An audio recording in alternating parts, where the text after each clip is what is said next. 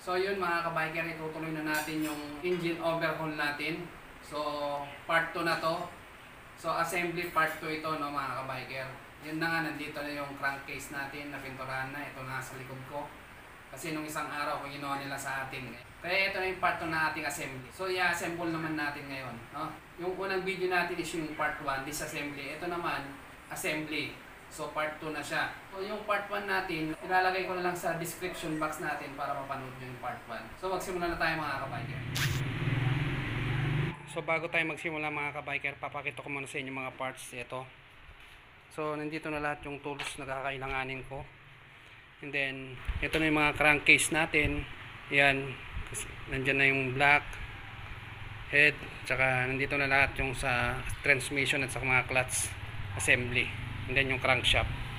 And then yung crankcase cover pininturahan na. So inintay muna natin yan para gawan natin ng video. So ipepesto ko lang yung camera mga kabiker at sisimulan na natin i-assemble. So mga kabiker, nandito na tayo sa crankcase. So malinis na yung crankcase natin, no? At kailangan naiikot yung mga bearing, no? So naiikot lahat ng bearing, no? And then lahat ng butas kailangan wala ng carbon. Yung mga bumabara na namuong langis dito sa mga butas. Kasi hindi magpapunction yung oil pump natin kung may mga bara-bara, no? Hindi aakyat yung langis. No? So mga kabiker, kailangan pag mag-assemble kayo, malinis na yung kamay nyo, malinis na lahat. Tulad nga ng sinabi ko, pag nag-assemble ako, hindi na ako gumagamit ng gloves para mahawa kong mabuti yung parts, no? So ang proper na pag-assembly, kailangan laging nasa right part yung crankcase. So ito yung right part ng crankcase natin. Yan. So simulan na natin mga kabiker. Ang una nating ikakabit dyan mga kabiker, yung transmission. So ito yung transmission natin. Output shaft tsaka input shaft. Yan. So ang pagkakabit dyan, kaganyan. So napaliwanag ko na nung part 1, no? So hindi siya kaalasin tong washer. Pero pwede siyang tanggalin para mapalitan yung mga gear. Pero hindi tulad nung mga China na motor, tatanggal dito nila sa washer. Pero ito hindi, kahit na iganon mo, hindi siya mahuhulog. Ito yung primera, segunda, tercera, kwarta. Dahil 4 speed lang itong motor, no? Ito yung primera naman dito. And then segunda, tercera, kwarta. Dito, palit ng paliit. Dito, palaki ng palaki, no? So ikabit natin pa ganyan. Pero bago natin ikabit, lagyan muna natin ng langis ito.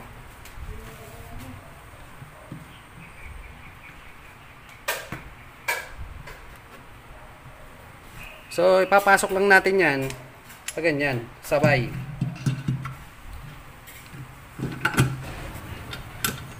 So ayan, napasok na natin mga kabiker ang transmission. Pero ipapakita ko muna sa inyo yung pinakita ko sa part 1. Ito na gusto kong ipaliwanag sa inyo. Ayan.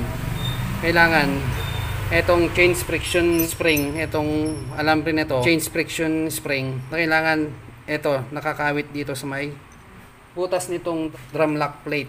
Ito, drum lock plate to. Ayan, kung makikita nyo, ayan o. Nakakawit siya. Yun yung pinakalock niya. And then may collar dito. Ayan. Sa gitna yan. Nalagay nyo lang yan. May washer sa ilalim. Ayan. And then isunod naman natin yung shift drum.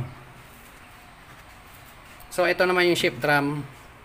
And then langisan natin yung butas.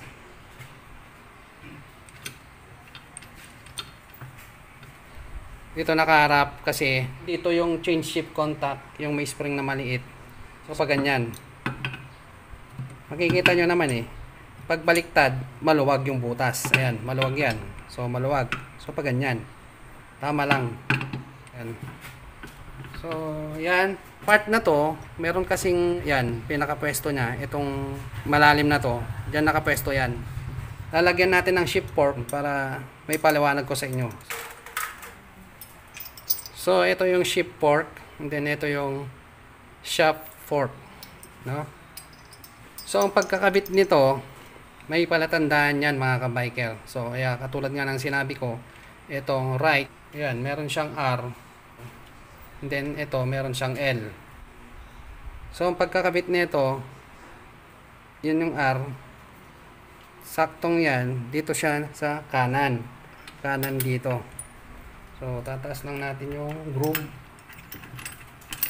ayan, and then hanap natin sa tapat sa butas nung pagkabitan ng shaft, ayan, and then ito left, ayan, dito sa left, no? So dito naman nakaturo dito sa may shift drum. Then itatapat din natin, hanap tayo ng tatapatan niya para yung shaft fork tuloy-tuloy. So ito yung shaft fork, lagyan na natin ng langis.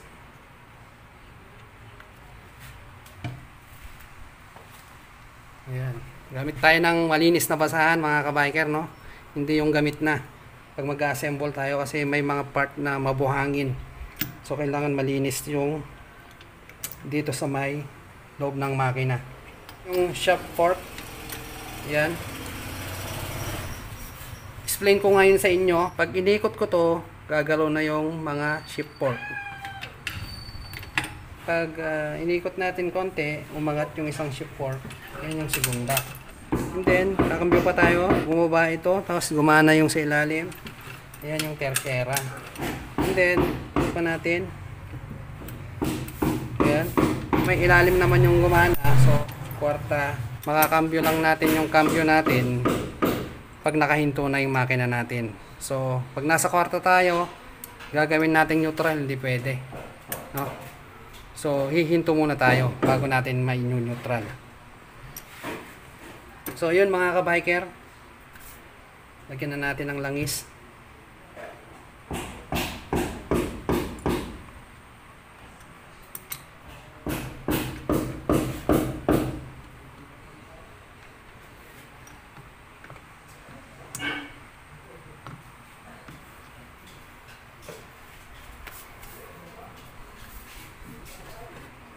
Then sunod natin yung kick starter shaft.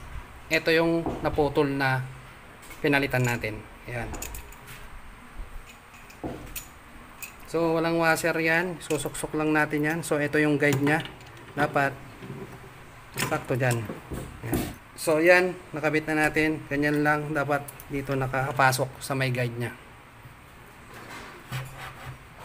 Then next, yung crankshaft. So ito yung crankshaft, no?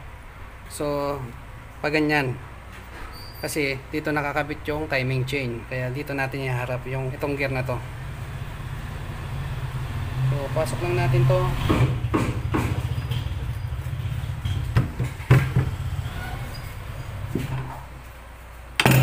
Ayun, pag narinig nyo ng ganun, lumapat na yung bearing. Ayun, lumapat na siya sa ilalim. Okay na yan.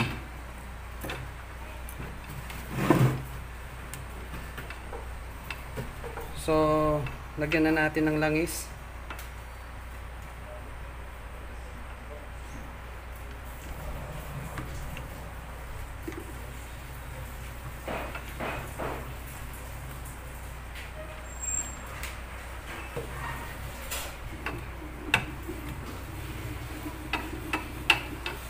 So yan mga kabiker, pag masikip, pwede nyo gamitan ng torch. Initin nyo lang yung papasukan nya at smooth lang pasok niyan. So tayo, madali lang naman ipasok eh. Ayan, so napasok na natin. Para ma-check natin, balik rin natin sa kabila para makita natin yung bearing kung lumapat na siya. So yun, itong part na to, dito sa pinaka-edge, yan, lumapat na yung bearing. Yan, kung makikita nyo, yun. Click na natin.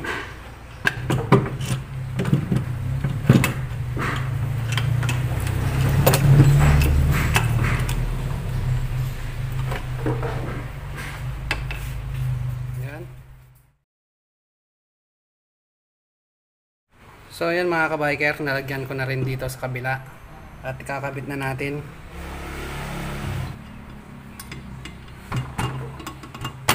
Ayan. Para sure po. Ayan. Ayos. So kabit natin yung tornilyo dito.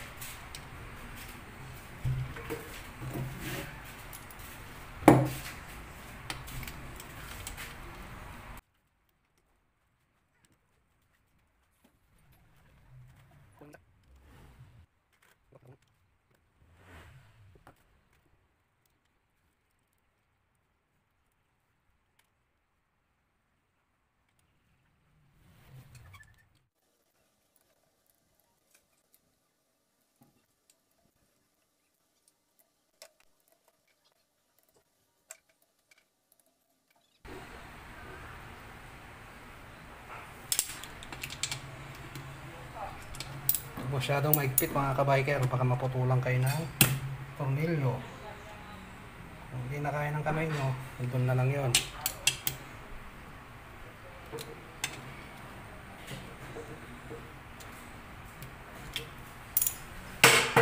So yun mga kabiker, next kabit natin yung chain guide. Ito natin kakabit. And then meron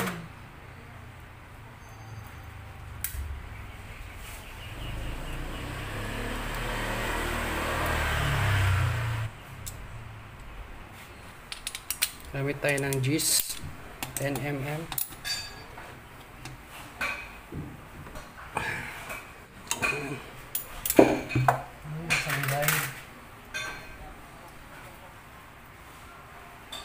So ayan yung guide, pero kahit di muna natin nilagay ito kasi matatanggal siya pag wala yung block. Next, itong timing chain.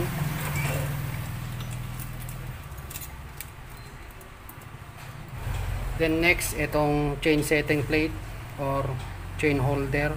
May spring yan. Ito.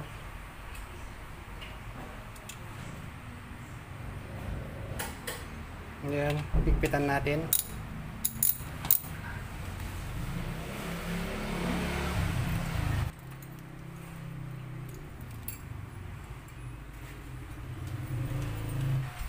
So next, needle bearing ilagay natin dito.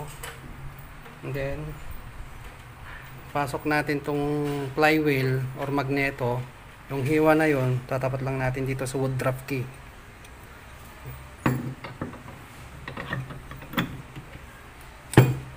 Ayan.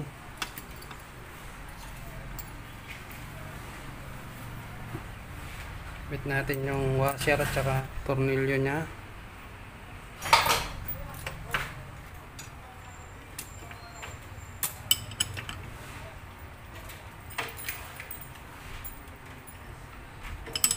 Yan, inikitan na natin, kinalsuan na natin dito sa may connecting rod. Yung merong tape na nilagay natin.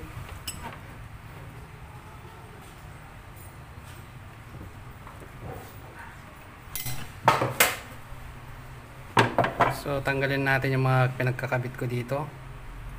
Ayan.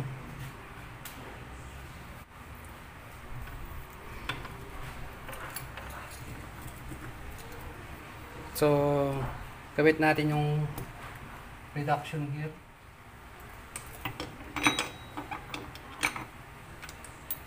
Ayan, may collar yan.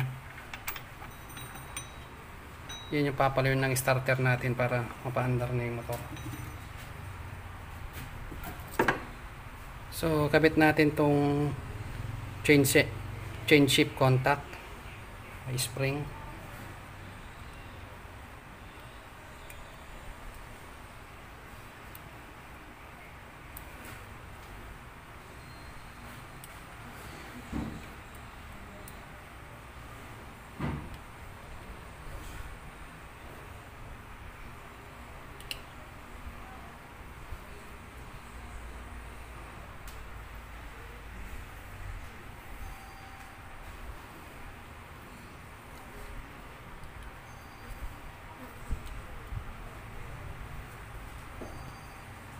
So ayan. Then kabit na natin tong gear shift indicator on neutral switch.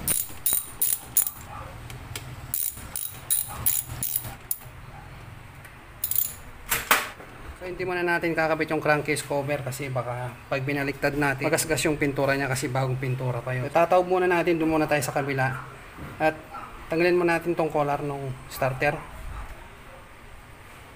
So baliktarin natin. Ayan. Ayan, so kinalsuhan natin. So next natin tong stopper.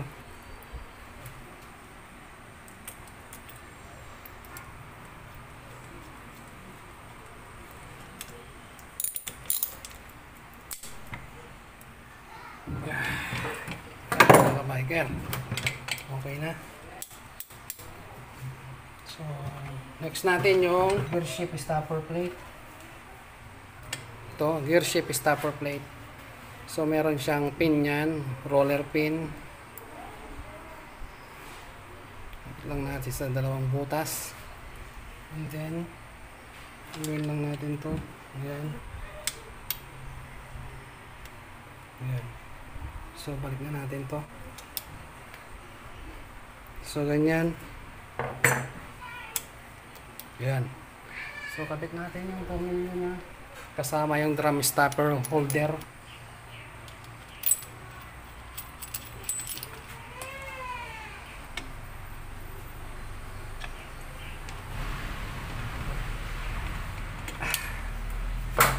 Then, kabit natin yung spindle. Usok nyo lang yan. Then, kabit nyo. Yan. Siya yung pag nagkakambyo tayo, lumilipat yan.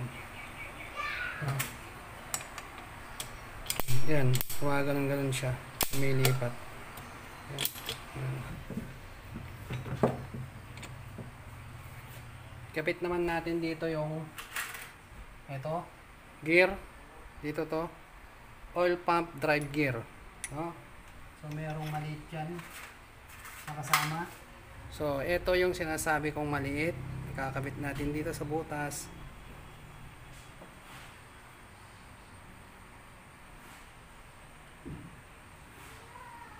So, yun. Kung makikita nyo, naipasok na. At, kabit na natin to. Kahit baliktaran to, pwede. Ayan. Then, sunod. Yung oil pump natin. Ito. Ganyan yan. So, simpleng-simple lang yung oil pump nito.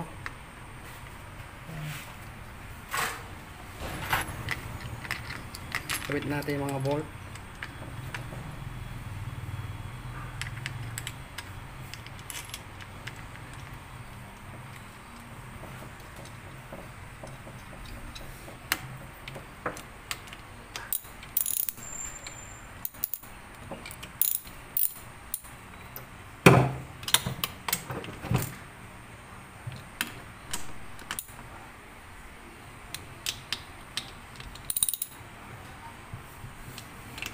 Masyadong maikpit basta hindi nyo na maiikot ng kamay nyo.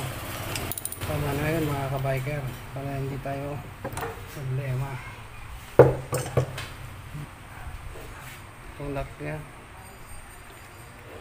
titingnan natin ang presyon. Yan, nakabit na. Then sunod na natin yung mga, so sa clutch housing merong molar yan, papasok na lang dito. Ayan. Then kabit na natin to.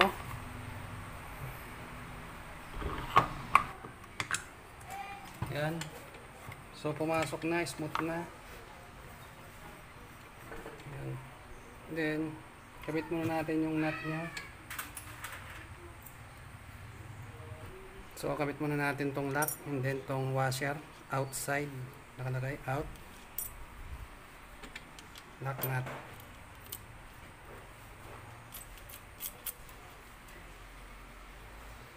Ayan. Castle nut. Natin.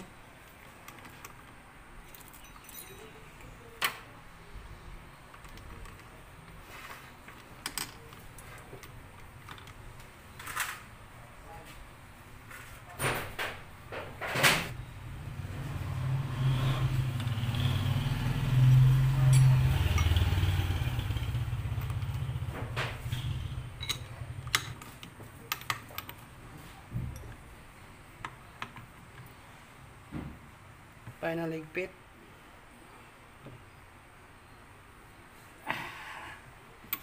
Ayan. So, tanggalin na natin. Yupain na natin yung mga lock. Yung lock washer niya.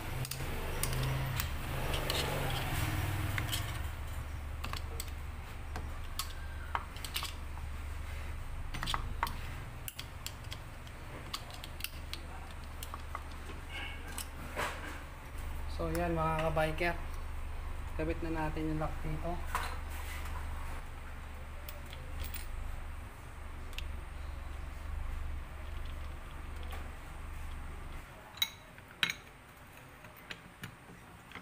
Yan, pag naigpitan na, kasi hindi naman natin maigpitan yan ng kakalsuhan dito, so sisinsilin natin yan. Yun yung paraan.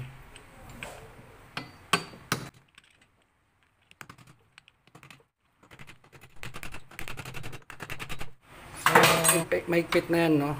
Kabit na natin yung oil filter screen. No?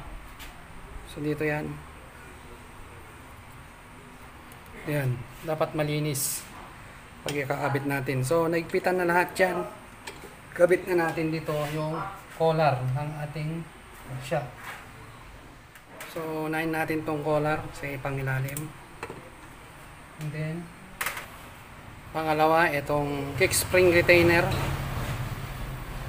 Out, nakaganyan. Nakakalso dito sa may kanto. Ayan. So, ganyan dapat. No? And then, sunod yung spring. Dapat ito nakakawit dito. Ayan. Pwede nyo lang kamayin yan. Hindi mo mahirap yan. Kala nyo lang. Ayan. Ayan. And then yung last ito. Ayan. So check natin yung kick nya. Ayan. Ayan. Pag ganyan mo, pag kick mo, kailangan may ikot yan. Ayan. So, yan. Magalaw. So, nakabit na natin yung mga bearing mga ka-biker. Sunod naman natin yung oil filter cover.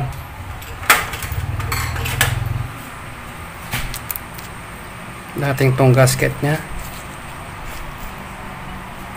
Medyo tinutok ko na. Ayan lang, oh. Yan lang yung camera natin galawin ko. Ayan. So, nagalaw ko siya. Kaya inaayos ko.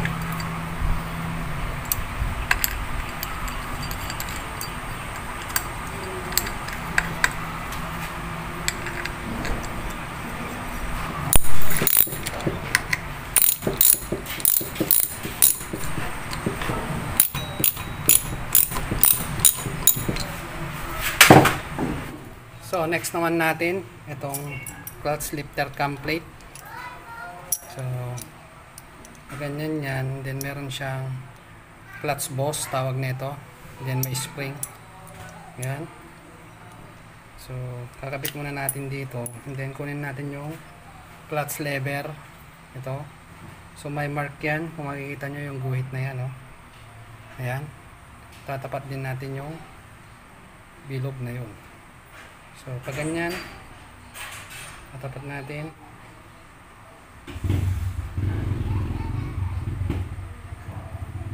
Ayan.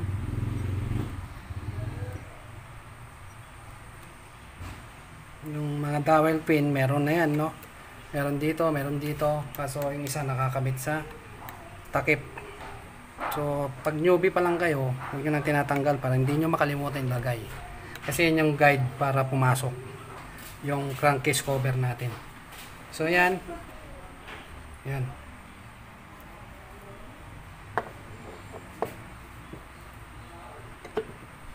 Nakakayang pukpukin dahil bago. Oh.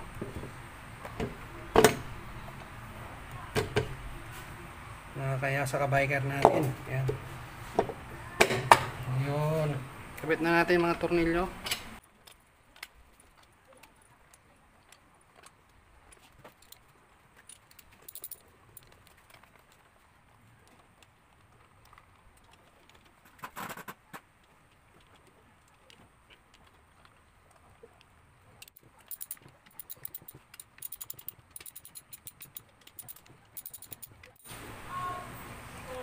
Babaliktarin na natin, pero nakakayang baliktarin, nakakaya kay kabiker talaga, oh. Bagong pintura. So diskartehan natin. So tanggalin muna natin tong mga nandito at diskartehan natin kung paano natin babaliktarin na hindi magagasgas tong pintura.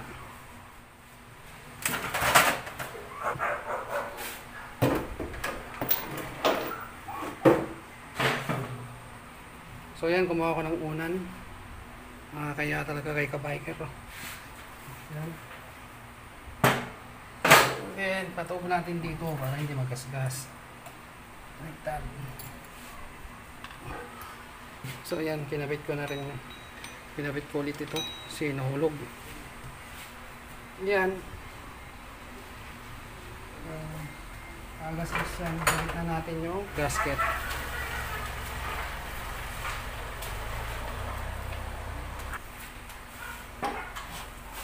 Na ang bagong pintura. Ayan. Pamilya na natin.